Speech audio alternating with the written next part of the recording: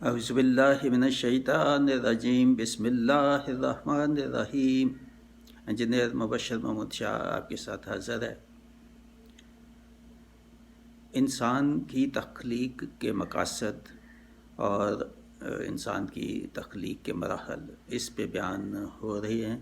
پہلا بیان یا پہلا ایپیسوڈ وہ ہو چکا ہے جس میں قرآن مجید کی کچھ آیات کا حوالہ دیا گیا تھا، اور وہ آیات جس میں اللہ تعالیٰ نے اسی موضوع کے متعلق جو ہے نا وہ ہمیں بتایا کہ اللہ تعالیٰ کا کیا مقصود تھا انسان کی کو پیدا کرنے کا، کیا اس کی حکمت عملی تھی، کیا اس کی تدبیر تھی۔ جیسا ان آیات میں بتایا کہ ہر ایک چیز اللہ تعالیٰ نے حق کے ساتھ پیدا کی، کوئی چیز بغیر حق کے، بغیر تدبیر کے، بغیر حکمت کے اس نے نہیں بنائی، کوئی چیز باطل میں نہیں بنائی، حق کے ساتھ بنائی۔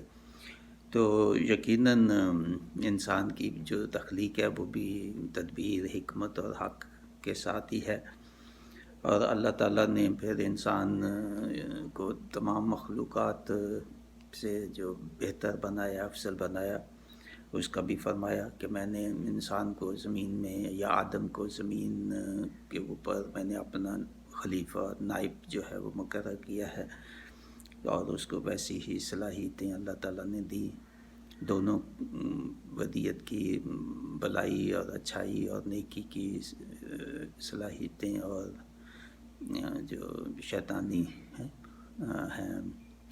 اعمال برائی کے اور بدی کے، اور وہ بھی ودیت کی، اور پھر آزمائش میں ڈال دیا کہ کون سا جو ہے نا وہ انسان وہ بہتر جو احسن اعمال کرے گا، اچھائی والے یا برائی والے یا شیطانی راستے پہ چلے گا، اور پھر دونوں کا انجام، سزا اور جزا بھی بہت آیات میں اللہ تعالیٰ نے بتا دیا، اور بہت پیغمبر جو ہے پھر بھیجے دنیا میں۔ انسان کی آدم کے بعد آدم سے ہی، حضرت آدم سے ہی حوا کو بائیں پسلی سے وہ بنایا، پھر 2 نفر، 1 سے 2، 2 سے پھر آگے جو نا مزید پھیلتے گئے اور بڑھتے گئے، اور ہزاروں میں ہوئے اور لاکھوں کروڑوں پر، اب تو اربوں میں ہو گئے تعداد ان کی۔ تو اس کے بعد ایسے چھوڑ نہیں دیا انسان کو کہ بس آدم علیہ السلام کے بعد پھر متعدد بار بار تھوڑے وقفے کے بعد اللہ تعالیٰ نے اپنے پیغمبر اور نبی اور رسل وہ مبعوث فرمائے، اور سب نبی پیغمبروں کا ایک ہی پیغام تھا، تو وہ تھا اطیع اللہ و اطیع الرسول، کہ اللہ جو ہے وہی حاکم ہے، وہی مالک ہے، اسی کی اطاعت کرو، تابعداری کرو، اور میری اطاعت کرو، وہ جو مجھ پہ وحی آتی ہے اس کو تسلیم کرو، اور مجھے تسلیم کرو کہ میں اللہ کا رسول ہوں، اور جو بھی احکام آتے ہیں ان کو تسلیم کرو، آخرت کا اقرار کرو، اللہ تعالیٰ کی وحدانیت کا اقرار کرو، شرک نہ کرو۔ یہ بنیادی جو احکام ہیں توحید کے، ان کا، اور باقی بعد میں اخلاقیات کے جو ہے معاشرتی جو معاملات ہیں کیسے، وہ سب کا جو ہے وہ بتاتے رہے انبیاء۔ تو انسان کی جو مقصد حیات اور آخرت کی کامیابی کا ذریعہ یہی ہے اطیع اللہ و اطیع الرسول، اور اس کے آگے پھر تفصیل اور پھر کیا احکام اور ان کے اجزاء کیا ہے وہ قرآن مجید کی متعدد آیات میں بہت آ چکے ہیں، جن کا بیان توکل کے جو ایپیسوڈز ہیں اس میں ہو چکا، تقوی کے ایپیسوڈز میں ہو چکا، اس سے پہلے جو شکر اور صبر کے ایپیسوڈز میں ہو چکا، اور قرآن ریپیٹڈ شارٹ ورسز میں بھی ہو چکا بہت زیادہ، وہ سب سنیں، یہ یوٹیوب پہ ہیں، اپلوڈ ہو چکے ہیں۔ اور زمین کے اوپر ہر وہ چیز اللہ تعالیٰ نے پیدا فرمائی جس کی انسان کو ضرورت تھی تو یا ہو سکتی تھی، تو پھر اوپر آسمان کو تخلیق کیا، زمین کے تخلیق کے بعد اوپر آسمان کو تخلیق کیا، اور آسمان کو پھر ٹھیک کیا، سیدھا کیا، اور اس کو چاند، ستارے اور سورج وغیرہ یہ سب جو ہے وہ مزین کیے، سجایا آسمان کو ان سے، اور ابھی پھر ظاہر دن رات کی بھی تخلیق ہوئی، یہ سب چیزیں مختلف آیات میں اللہ تعالیٰ وضاحت سے بیان فرماتا ہے کہ یہ اللہ تعالیٰ کی نشانیاں ہیں. یہ سب جتنی یہ چیزیں ہیں کائنات میں اللہ تعالیٰ نے بنائی، ہر ایک چیز میں انسان بھی اللہ تعالیٰ کی نشانی. اس میں ڈھونڈو اللہ تعالیٰ کی نشانیاں بہت ملے گی، بہت دور جانے کی ضرورت نہیں ہے. اپنے ہی دیکھیں آنکھیں کیسے کام کرتی ہیں، کان کیسے، انسان کا ذہن دل کیسے کام کرتا ہے. باقی انسان کے جو ہیں اجزاء کیسے ہیں، وہ جو ہمسا حواس ہیں وہ کیسے کام کرتے ہیں. انسان کا چلنا پھرنا، اٹھنا بیٹھنا، سوچنا، ہر ایک چیز میں نشانی ہے. تو یہ جو ہے سب چیزیں اللہ تعالیٰ نے سورہ بقرہ کی جو آیات ہیں 29 سے 34 آیات ان میں بیان فرمائی ہیں. تو پھر جب انسان کی تخلیق اللہ تعالیٰ نے فرما دی تو اس کا ذکر اللہ تعالیٰ نے جب ارادہ کیا کہ میں اللہ تعالیٰ نے کہ میں انسان کو بنانا چاہتا ہوں، تو پھر فرشتوں جو مقرب فرشتے ہیں ان کو اکٹھا کر کے ان کو بتایا کہ میرا یہ ارادہ ہے کہ میں ایک ایسا چیز بناؤں انسان کہ جس کا میں بتایا ان کو کہ کیا ہے انسان.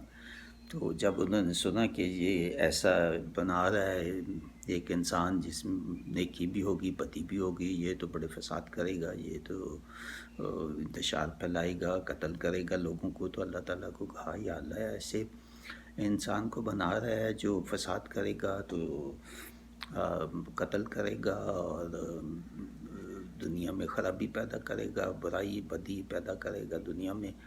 اور بہرحال انہوں نے اپنے خدشے کا یہ اظہار کیا، انکار تو نہیں کر سکتے تھے اور نہ ان کو یہ صلاحیت تھی، صرف ایک خدشہ ایک بتایا کہ کیا. تو اللہ تعالیٰ نے کہا کہ مجھے وہ معلوم ہے جو آپ کو معلوم نہیں ہے، تو میں علم میرا زیادہ ہے، تو اس لیے آپ وہ نہیں سمجھ سکتے جو میرے ذہن میں ہے. تو فرشتوں نے کہا جی بالکل ایسا ہی ہے، ہمارا علم تو بڑا محدود ہے اور ہمیں تو علم وہی ہے جو آپ نے ہمیں دیا ہے، تو اس سے بڑھ کے تو ہے نہیں، تو آپ ہی صحیح، آپ ہی کا فیصلے صحیح ہیں اور صحیح ہوں گے.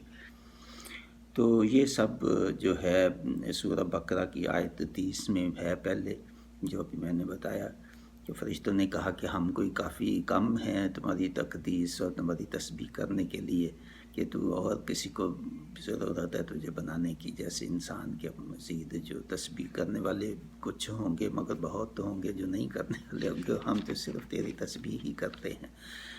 تو یہ بھی فرشتوں نے جو ہے کہا.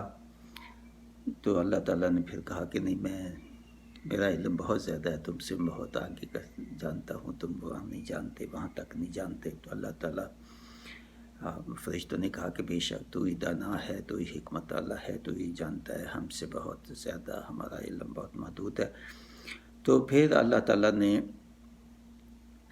آدم علیہ السلام ان کو تخلیق کیا، اور تخلیق کے مراحل ایپیسوڈ 1 میں میں نے بیان کیے ہیں کہ وہ 7 مراحل میں نے بتائے، اور وہ قرآن کی آیات میں مختلف آیات سے اکٹھے کر کے میں نے کاؤنٹ کیے، تو واقعی وہ 7 ہی بنتے ہیں. 7 کا ہندسہ جو ہے بڑا سگنیفیکنٹ ہے، بہت ہی زیادہ اس کی مختلف قرآن مجید کیا ہر ایک دنیا کی کائنات کی چیزوں میں، اور باقی جو ریلیجس اسکرپچرس ہیں ان میں بھی، اور ان کاؤنٹیبل. اگر آپ کاؤنٹ میں 30-35 سال سے یہ کاؤنٹ کر رہا ہوں کہ 7 اور 19 کی کیا کیا کہاں کہاں اہمیت ہو سکتی ہے. تو ہر 2-3 مہینے کے بعد میں وہ کچھ ایڈ کرتا ہوں اس میں، اور نئی چیزیں ہمیشہ آتی ہیں. یہ جو ہے کہ 7 ہیں تخلیق کے مراحل، یہ بھی کوئی چند ہفتے پہلے کی بات ہے کہ میرے ذہن میں جب میں یہ مضمون تیار کر رہا تھا تو میں نے کاؤنٹ کیا، یہ بھی 7 بنتے ہیں انسان کی تخلیق کے. تو بے شمار، یعنی یہ مضمون میں نے اپلوڈ کیا ہوا ہے، سگنیفیکنس آف 7 اینڈ 19، تو کچھ مہینے پہلے. تو یہ آپ ضرور سنیں. یہ اس کے بعد انشاءاللہ مزید پروگرام، میرے پاس بہت زیادہ اس کے متعلق معلومات ہے کہ 7 اور 19 میں شاید 30 کے قریب سالوں سے یہ میں لکھ رہا ہوں اپنی نوٹ بکس میں. تو آہستہ آہستہ میں بتاؤں گا انشاءاللہ.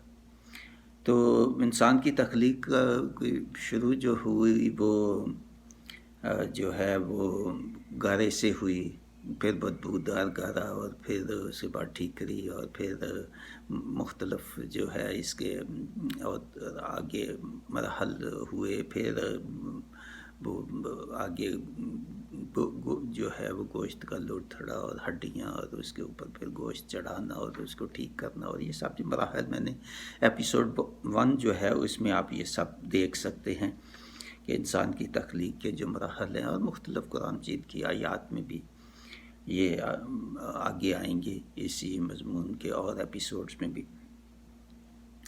تو یہ پھر حضرت آدم علیہ السلام کو جو اللہ تعالیٰ نے علم سکھایا، نام سکھائے اپنے، اور جو اللہ تعالیٰ کے حسین نام ہیں، اسما گرامی اللہ تعالیٰ کے، تو وہ سکھائے۔ تو آدم علیہ السلام کو کہا کہ یہ سب کچھ تم نہیں جانتے جو میں تجھے سکھا رہا ہوں۔ اور پھر جو ہے یہ 31 سے 33 آیات سورہ بقرہ کی۔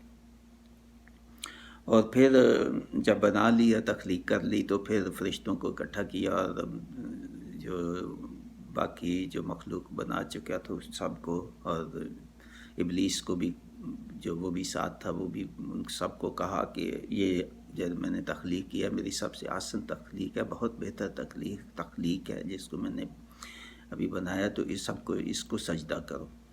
تو آدم کو سجدہ کرنے کا کہا، سب فرشتوں نے سجدے میں گر گئے، اللہ تعالیٰ کے حکم کی تعمیل کی، سوائے ابلیس کے۔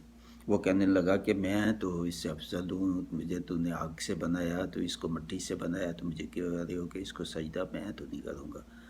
تو یہ سورہ بقرہ کی 34 آیت میں بھی آتا ہے، سورہ اعراف کی شروع کی آیتیں 1 سے 10 یا 2 سے 10 آیات، اور مختلف اور جگہوں پہ بھی اس کا ذکر آتا ہے کہ آدم علیہ السلام کو سب فرشتوں نے سجدہ کیا مگر ابلیس جو ہے وہ فرشتہ نہیں تھا، اور فرشتے تو نورانی تھے، اور جو ابلیس تھا وہ آگ سے پیدا کیا ہوا تھا۔ تو اس نے انکار کیا، تو اللہ تعالیٰ نے اس کو کہا کہ نکل جاؤ یہاں سے، ملعون اور مردود ہو گئے، اور اس کا ذکر آگے جو ہے وہ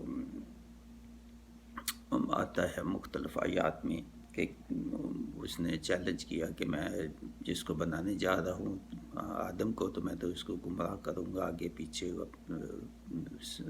دائیں سے بائیں سے ہر طرف سے، اور اس کو برائیوں کا کہوں گا، اور کہوں گا کہ میرے دوست بن جاؤ۔ تو وہ آگے آئے گا ان کا ذکر، ان باتوں کا۔ تو پھر جو ہے حضرت آدم علیہ السلام کی بائیں پسلی سے اماں حوا کو پیدا کیا، اور وہ دونوں جنت میں جو ہے بسنے لگے، رہنے لگے کہ ایک دن ان کو اللہ تعالیٰ نے پہلے تنبیہ کی تھی کہ شیطان کے وسوسے میں نہ آنا، اور یہ ایک شجر ہے، ممنوع ہے، آپ کے لیے منع ہے اس کے پاس جانا، اس کا پھل کھانا، تو اس کو نہیں کھانا۔ مگر ایک دن شیطان نے ان کو وسوسہ اور اس میں پھنسا لیا، اور انہوں نے وہ شجر ممنوع کا پھل کھا لیا۔ تو اللہ تعالیٰ نے کہا میں نے منع کیا تھا کہ اس کا پھل نہیں کھانا اور شیطان کے وسوسوں میں نہیں آنا، تو آپ نے یہ تو خطا ہوئی، آپ سے غلطی ہوئی ہے۔ تو اللہ تعالیٰ سے پھر حضرت آدم علیہ السلام نے معافی مانگی، اور وہ سورہ اعراف کی آیت 23 میں ہے، بہت ہمارے لیے بہت ہی اچھی۔ سب کے حضرت آدم علیہ السلام نے دیکھے جو دعا مانگی اور اللہ تعالیٰ نے مغفرت کی، وہ کتنی مقبول دعا ہوگی، بے حد مقبول دعا ہے یہ۔ تو ہر نماز کے بعد عموماً پڑھتے بھی ہیں آپ، اور پڑھنی چاہیے، اگر نہیں پڑھتے تو کسی بھی وقت پڑھے، صبح کو پڑھے، شام کو پڑھے، نمازوں کے بعد پڑھے، بہت ہی مقبول، بہت ہی اچھی دعا ہے۔ ربنا ظلمنا انفسنا وَإِن لَّمْ تَغْفِرْ لَنَا وَتَرْحَمْنَا لَنَكُونَنَّ مِنَ الْخَاسِرِينَ ربنا ظلمنا انفسنا وَإِن لَّمْ تَغْفِرْ لَنَا وَتَرْحَمْنَا لَنَكُونَنَّ مِنَ الْخَاسِرِينَ۔ اور اس کا ترجمہ یہ ہے کہ اے ہمارے رب، ہم نے اپنا بڑا نقصان کیا، اور اگر تو ہماری مغفرت نہ فرمائے گا اور ہم پر رحم نہ کرے گا تو واقعی ہم نقصان پانے والے ہوں گے، اور نقصان والوں میں سے ہو جائیں گے۔ تو اللہ تعالیٰ نے یہ دعا قبول فرمائی، اور حضرت آدم اور اماں حوا کو اللہ تعالیٰ نے معاف کیا اور وہ دنیا میں ان کو بھیج دیا کہ صاحب یہ ہے کہ آپ جنت سے نکل جاؤ، جنت سے چلے جاؤ، اور یہ نئی میں نے دنیا بنائی ہے، اور آپ اب یہاں پہ رہو گے، اور اس میں اب ایک دوسرے کی دشمنیاں بھی ہوں گی، محبتیں بھی ہوں گی، دونوں چیزیں. تو بہرحال زیادہ دشمنیوں کا ہی ہے فوکس، جو ہے ایک دوسرے کے بھی دشمن بن جاؤ گے جیسا کہ ہوا. اور ان کی نسل میں مرد اور عورتیں پھر آگے بڑھتی گئیں دونوں سے، تو ان میں اضافہ ہوتا گیا، جیسا اللہ تعالیٰ نے فرمایا لوگو اپنے رب سے ڈرو جس نے تم کو ایک جان سے پیدا کیا اور اسی جان سے اس کا جوڑا بنایا، اور ان دونوں سے بہت مرد و عورتیں دنیا میں پھیلا دی. سورہ نساء کی بہت اہم آیت ہے، آیت نمبر 1. تو یہ جو سورہ نساء کی آیت ہے،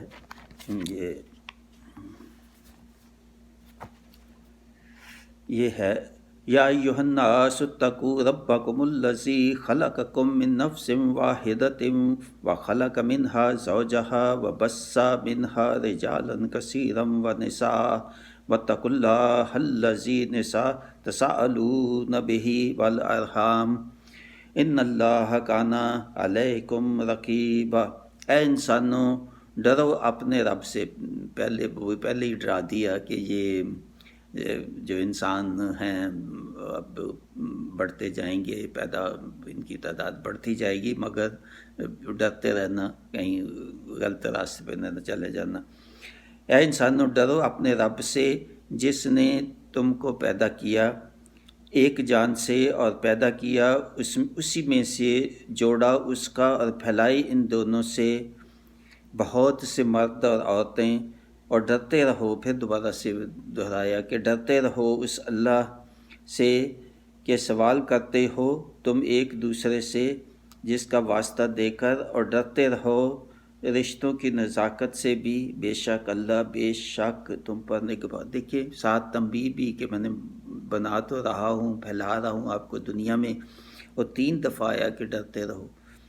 تو تقوی اختیار کرو. اصل میں وہ ڈرنے کا لفظ نہیں، وہ یہ ہے کہ تقوی 3 دفعہ یہاں تقوی کا لفظ جو ہے وہ اللہ تعالیٰ نے یا 2 دفعہ ہے یا 3 دفعہ ہے.